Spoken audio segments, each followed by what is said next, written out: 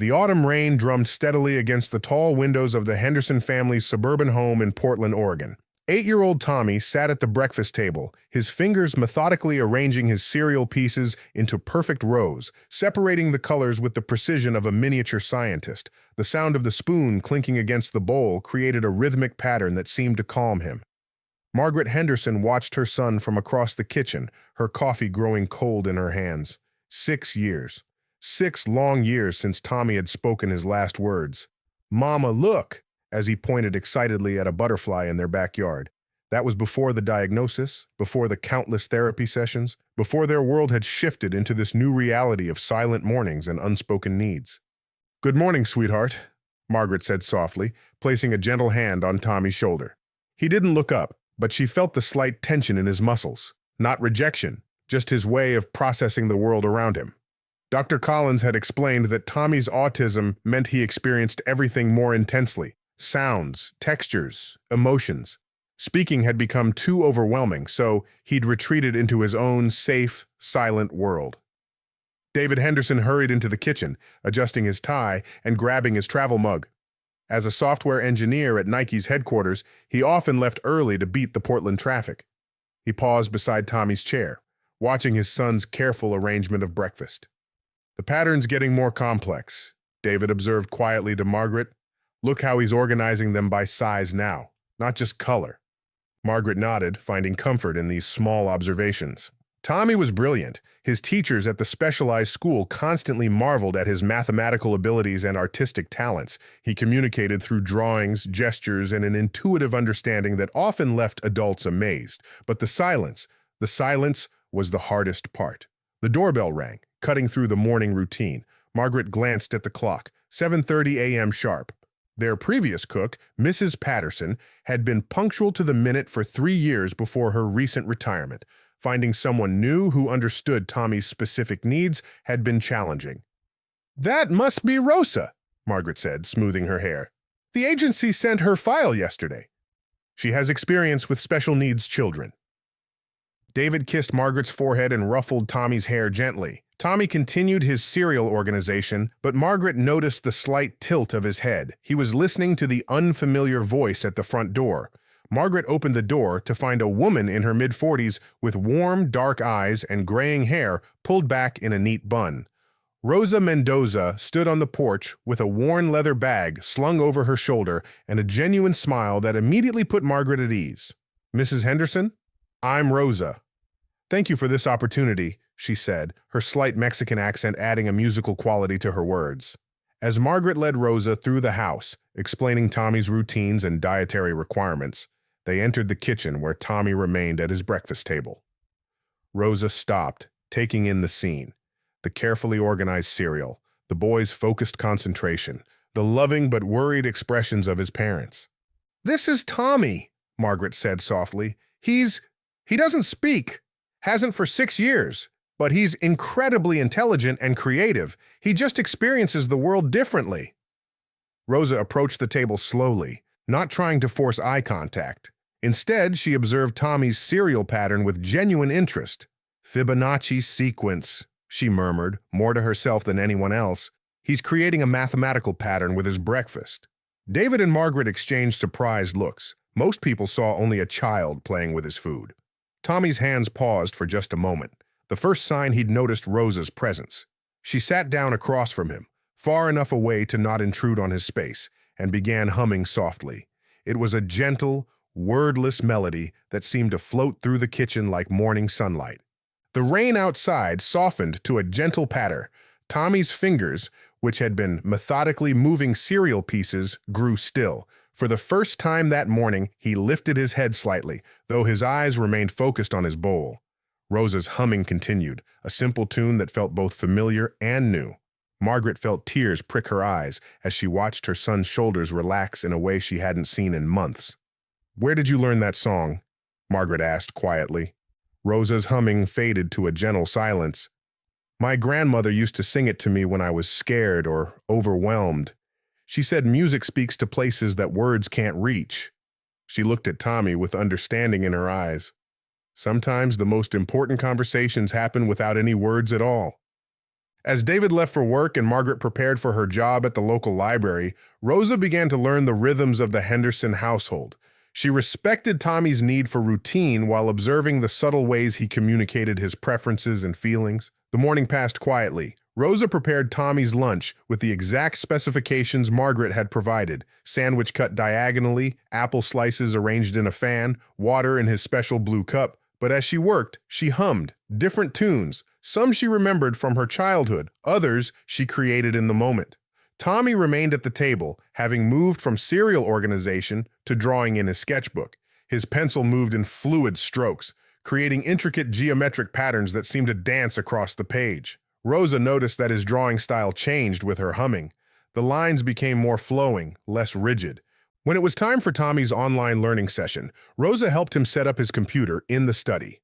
As he focused on his math problems, she noticed how quickly he solved complex equations that would challenge much older children. But when the lesson involved verbal responses, Tommy would point to answers or use gestures, never attempting to speak. During lunch, Rosa sat nearby, continuing her gentle humming while Tommy ate. She'd chosen a melody that matched the rhythm of rain against the windows, steady, soothing, predictable. Tommy's eating, usually a rushed affair, slowed to match the tempo of her song. For the first time in weeks, he finished his entire sandwich. When Margaret returned from work that afternoon, she found Rosa washing dishes while Tommy drew at the kitchen table. The house felt different, calmer, somehow more harmonious.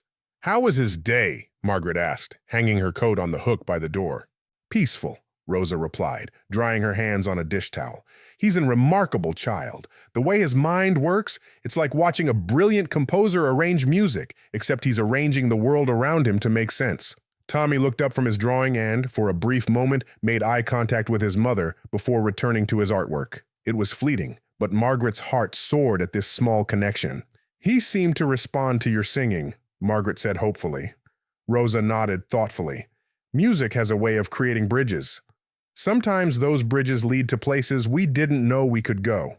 As the day ended and the Henderson family settled into their evening routine, Tommy's drawing lay on the kitchen counter, a complex pattern of interwoven lines and shapes that seemed to pulse with rhythm and movement. In the corner of the page, barely visible, he'd drawn a small musical note. It was the first time in 6 years that music had appeared in his artwork.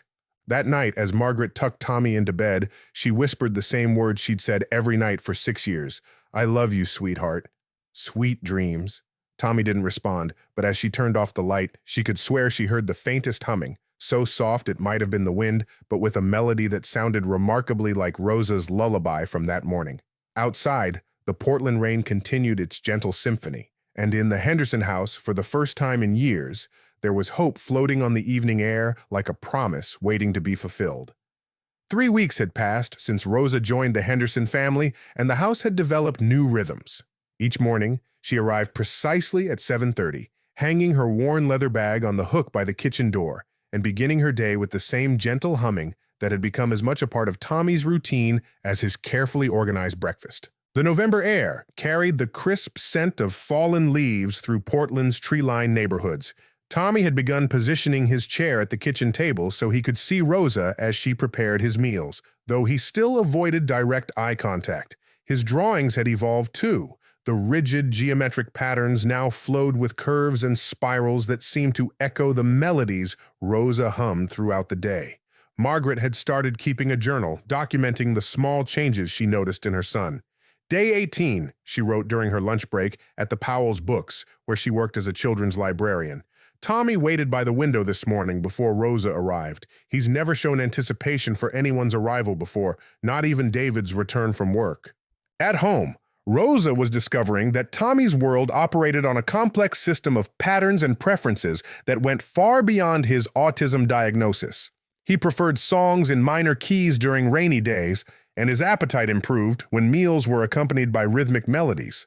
She'd begun creating musical accompaniments for different parts of his day, gentle humming for morning routines, more upbeat wordless songs during art time, and soft lullabies during the quiet hours before his parents returned home. Dr. Sarah Collins, Tommy's behavioral therapist, noticed the changes during his bi-weekly session. Tommy's stimming behaviors, the repetitive movements that helped him self-regulate, had become more fluid and less anxious. Instead of sharp, jerky motions, his hands moved in flowing patterns that seemed to follow an internal rhythm. His stress responses have definitely decreased, Dr. Collins told Margaret during their consultation. Whatever's happening at home is having a positive impact on his emotional regulation. Margaret shared Rosa's approach, describing the constant presence of music in Tommy's daily routine. Music therapy has shown remarkable results with some autistic children, Dr. Collins explained. For Tommy, who processes the world so intensely, music might provide a form of communication that doesn't carry the overwhelming demands of verbal speech.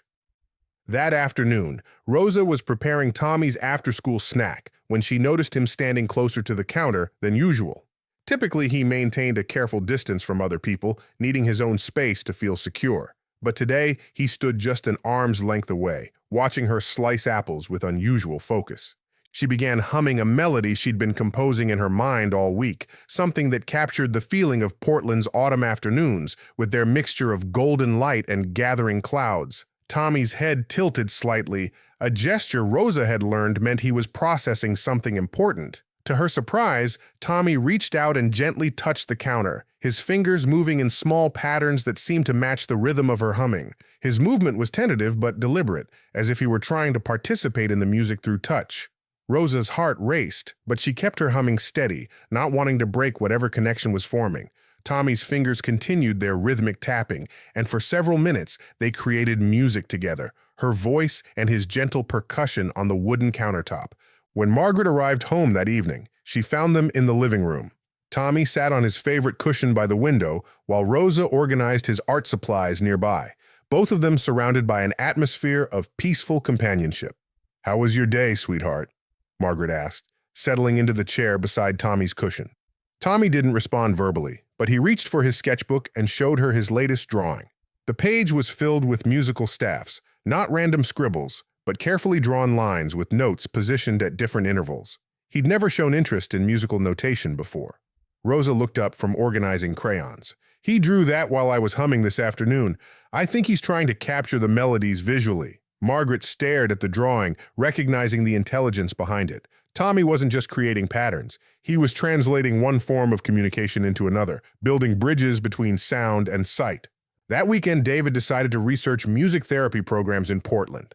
As a software engineer, he approached problems systematically, and Tommy's recent changes seemed significant enough to warrant investigation. "Look at this," he told Margaret, showing her his laptop screen. "Oregon Health and Science University has a music therapy program, and there's a research study about music and autism communication that mentions cases similar to Tommy's." Margaret read over his shoulder, learning about children who'd found their voices through musical intervention. "Should we contact them?" "I think we should see how things develop with Rosa first," David replied. "She seems to have an intuitive understanding of what Tommy needs." On Monday morning, Rosa arrived to find Tommy already seated at the breakfast table, but instead of beginning his usual cereal organization, he was drawing. The page showed a simple house with two figures, one large, one small, and musical notes floating around them like birds. Rosa sat across from him and began her morning humming. This time, Tommy looked up briefly, making eye contact for nearly 3 seconds before returning to his drawing. 3 seconds might not seem significant to most people, but for Tommy, it represented a monumental step toward connection. As the day progressed, Rosa noticed Tommy positioning himself closer to her during different activities. When she prepared lunch, he stood by the counter. When she folded laundry, he sat nearby with his sketchbook. He wasn't seeking interaction in the traditional sense, but he was choosing proximity, seeking the comfort of shared space and shared rhythm. During his afternoon rest time, Rosa sat in the rocking chair by his bed, humming softly as he lay quietly under his weighted blanket. Usually, Tommy required complete silence to settle down, but today he seemed to find the gentle music soothing rather than overstimulating. As her humming faded to silence, Rosa heard something that made her breath catch. From Tommy's bed came the softest sound, barely audible but unmistakably there. He was humming too, matching the melody she'd just finished, his voice so quiet it was almost lost in the sound of his breathing. Rosa remained perfectly still, afraid that any movement might break the spell. Tommy's humming continued for several minutes, a wordless conversation that spoke volumes about trust, connection, and the power of music to reach across the silence that separated his world from everyone else's. When Margaret came home that evening, Rosa shared the moment carefully, not wanting to create unrealistic expectations, but needing to convey the significance of what had happened. "He hummed," Margaret whispered, tears gathering in her eyes. "He made music. It was very soft," Rosa cautioned, "and only when he thought no one was listening. But yes, he found his voice in the melody." That night, Margaret sat by Tommy's bedside longer than usual, hoping to hear the humming Rosa had described. Tommy lay quietly under his blanket, his breathing steady and peaceful. Just as Margaret was about to leave, she heard it, the faintest whisper of melody, floating in the darkness like a secret being shared. For the first time in 6 years, her son was singing himself to sleep. Outside, Portland's November winds rustled through the oak trees, creating their own music in the night. Inside the Henderson house, a small boy was discovering that his voice hadn't been lost after all. It had simply been waiting for the right song to call it home. The bridge between silence and sound was beginning to form, one gentle note at a time. December arrived in Portland with an unusual snowfall that transformed the Henderson neighborhood into a winter wonderland. Tommy pressed his face against the kitchen window, watching snowflakes dance in the gray morning light, their chaotic beauty seeming to captivate him in a way that perfectly ordered things never could. Rosa found him there when she arrived, his breath fogging the glass as he traced patterns with his finger. Not his usual geometric designs, but flowing organic shapes that seemed to echo the snowflakes' random dance. "Beautiful, isn't it?" Rosa said softly, hanging her coat beside his. Tommy didn't turn around, but his finger paused in its tracing. Over the past month, these small acknowledgments had become their way of greeting each other. The morning routine had evolved. Tommy now helped Rosa prepare his breakfast, carefully arranging his cereal while she hummed, their actions synchronized like a well-rehearsed dance. His humming had grown slightly louder, though still soft enough that someone else might mistake it for the house settling or the heater cycling on. Margaret had started working shorter hours at the library, wanting to spend more time observing Tommy's progress. She'd noticed that his stimming behaviors had almost completely disappeared, replaced by more purposeful movements that seemed connected to whatever internal rhythm guided him through each day. Dr. Collins was amazed during Tommy's session that week. "His eye contact has improved significantly," she noted, watching Tommy work through a puzzle that would challenge most 12-year-olds. "And look at how he's organizing these pieces. There's a musical quality to his movements, like he's conducting an orchestra only he can hear." At home, Rosa had begun introducing more complex melodies into Tommy's daily routine. She'd researched music therapy techniques, learning about how different rhythms and scales could affect emotional regulation and communication pathways in the brain.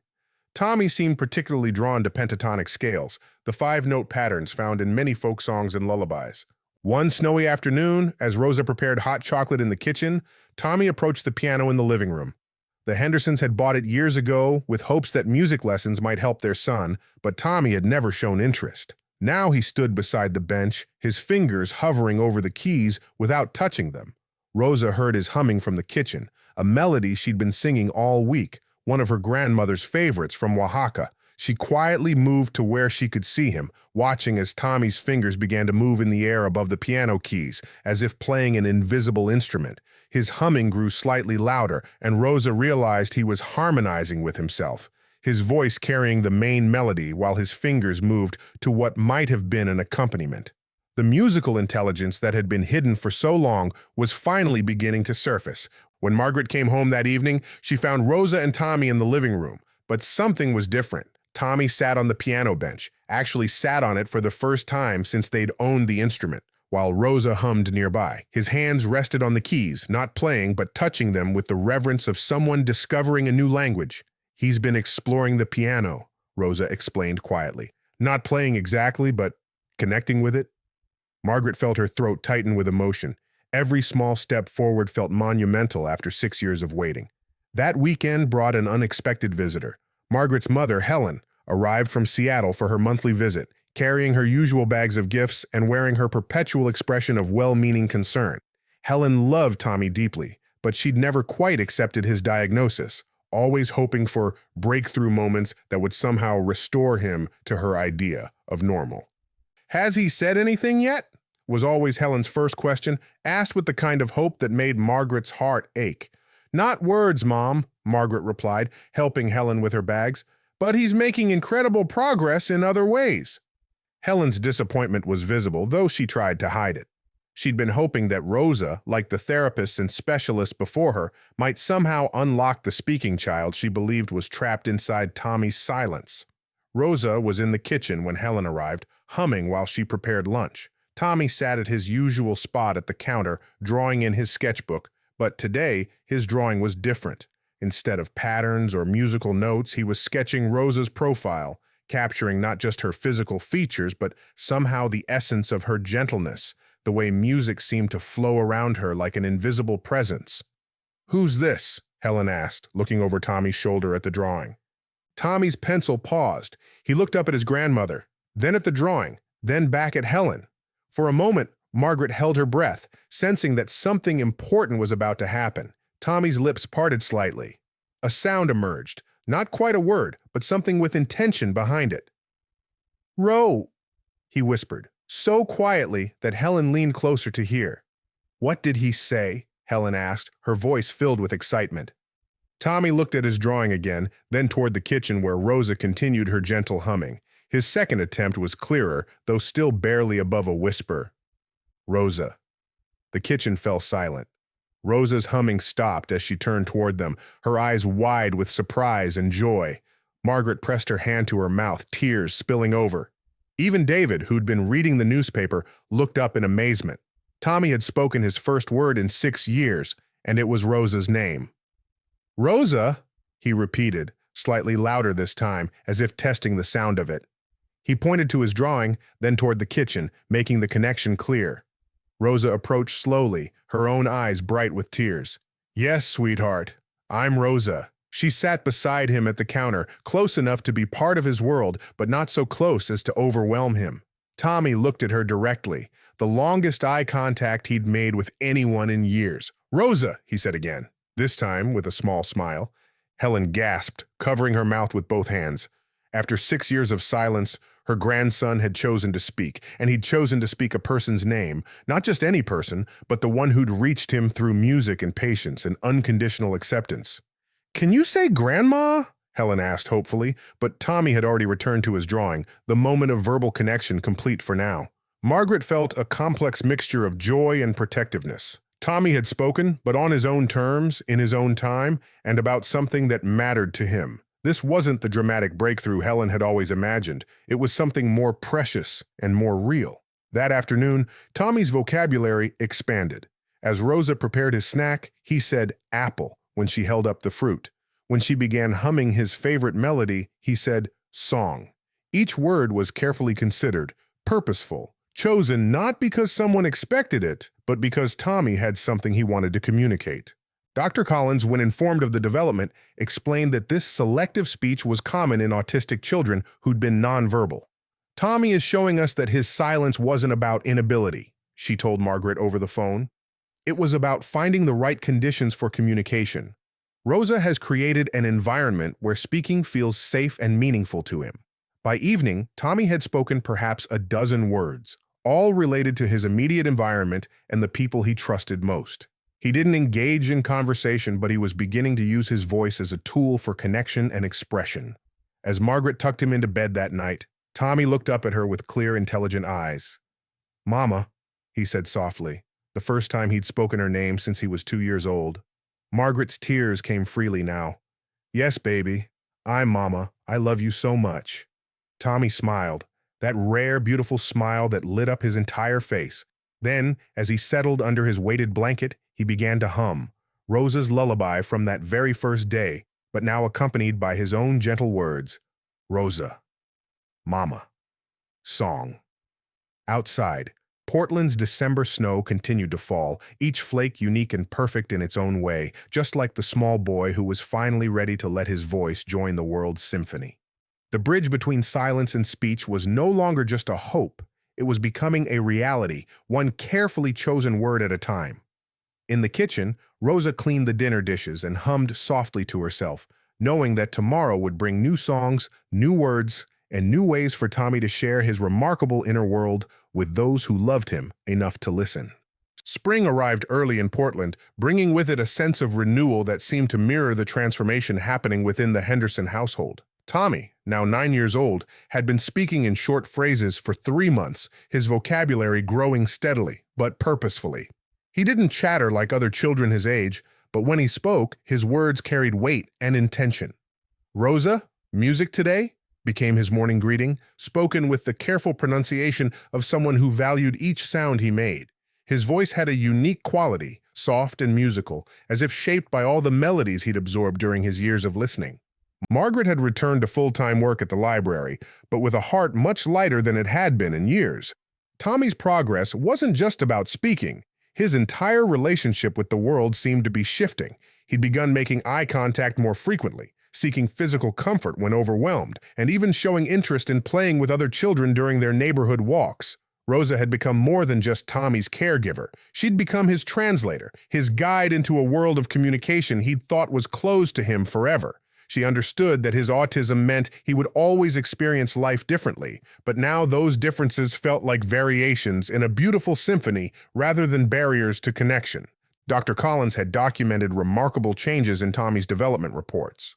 "His selective mutism has resolved significantly," she wrote. "While Tommy may never be a typically verbose child, he has clearly found his voice and is using it to build meaningful connections with his family and caregiver." The breakthrough moment came on a warm April morning when Margaret received a call at work that would change everything. "Mrs. Henderson?" Rosa's voice carried both excitement and nervousness. "Something wonderful has happened. Could you come home when you have a moment?" Margaret's heart raced with the familiar mixture of hope and caution she'd learned to navigate over the years. "Is Tommy okay?" "He's more than okay," Rosa replied. He's singing, Mrs. Henderson, really singing, with words." Margaret left work early, her mind spinning with possibilities and questions. When she arrived home, she found Rosa and Tommy in the living room, but the scene was unlike anything she'd ever witnessed. Tommy sat at the piano, not just touching the keys as he'd done before, but actually playing. His fingers moved across the keys with surprising skill, picking out a simple melody, while his voice, clear and sweet, carried words she'd never heard him speak. "Sunshine comes after the rain," Tommy sang, his voice growing stronger with each note. "Mama comes home again. Rosa makes the music, makes the day bright. Everything's gonna be all right." Margaret stood frozen in the doorway, tears streaming down her face. The song was simple, childlike, but it was Tommy's own creation, his thoughts, his feelings, his view of the world expressed in melody and verse. Rosa sat nearby, her face glowing with pride and joy. "He's been working on it all morning," she whispered as Tommy continued singing. "The melody came first, then the words. It's like watching someone discover they have wings." Tommy finished his song and looked up, noticing his mother for the first time.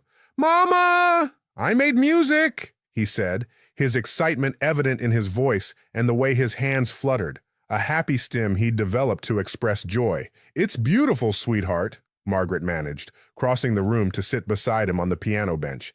"Tell me about your song."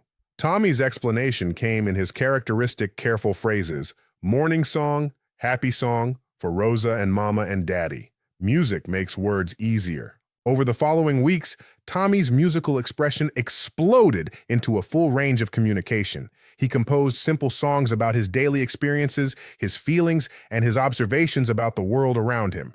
Music had become his bridge, not just to speech, but to emotional expression and social connection.